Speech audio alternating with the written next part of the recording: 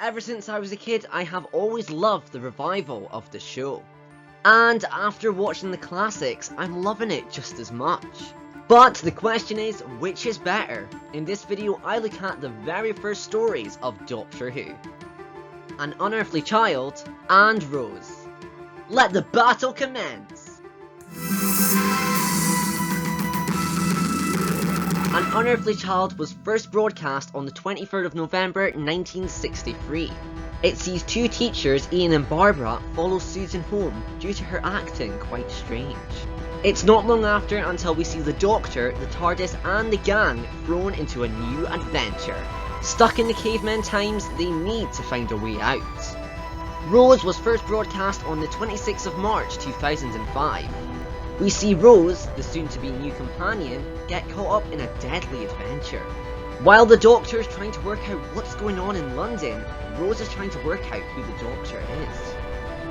It's up to Rose and the Doctor to save the Earth. So now you're all caught up on the overall plot, let's get into the first category. Introduction. An Unearthly Child starts with a shot of 76 Tortoise Lane, and we also get a shot of the TARDIS.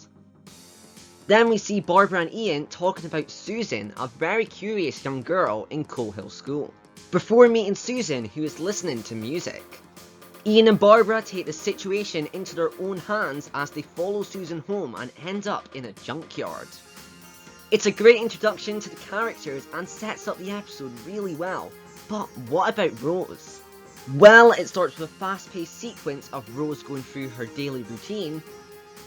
Very quickly it gets tense when Rose has to go downstairs and encounters walking mannequins. Just before these mannequins can kill her, we see the Doctor save Rose. Soon after the Doctor and Rose part ways, the shop is blowing up and we get a glimpse of the TARDIS.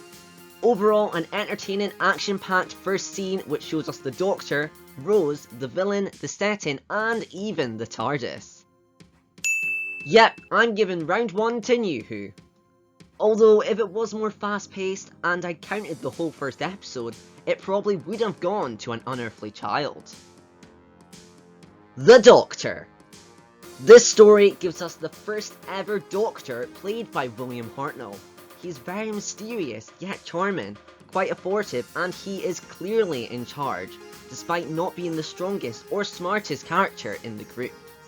In Rose we get the 9th Doctor, very matter of fact, but also quite friendly. He works alone and doesn't like to put anyone in danger, and is very mysterious.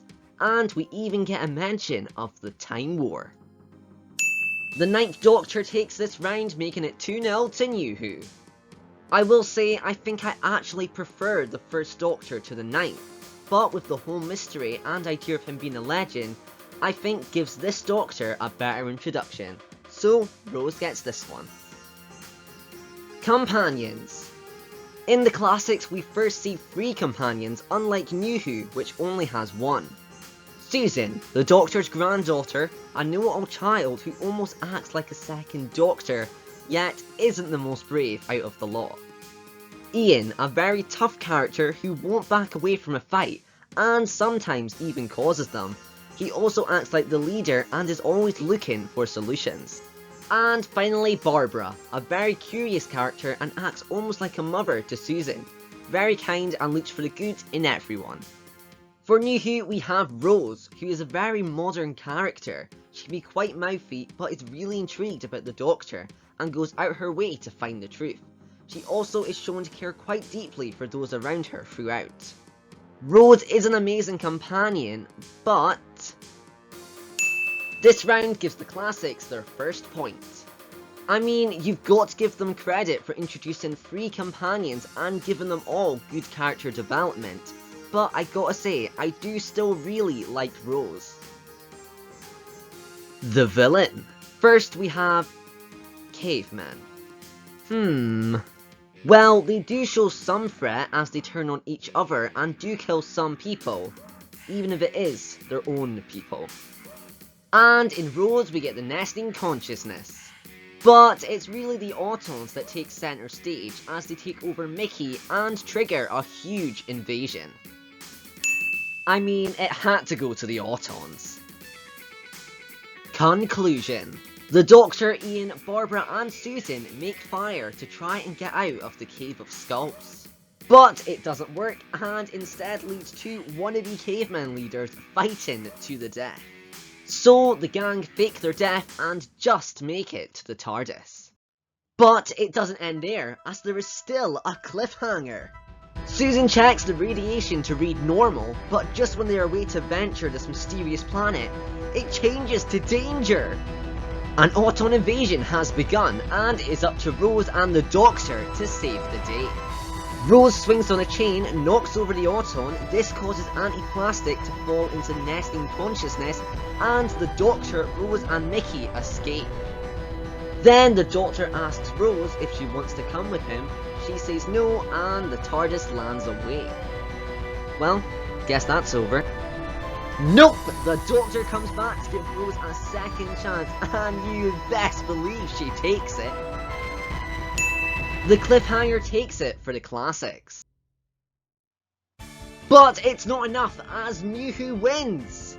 So that's it. What do you think? Do you agree or disagree? I would love to see how you scored it down in the comments below.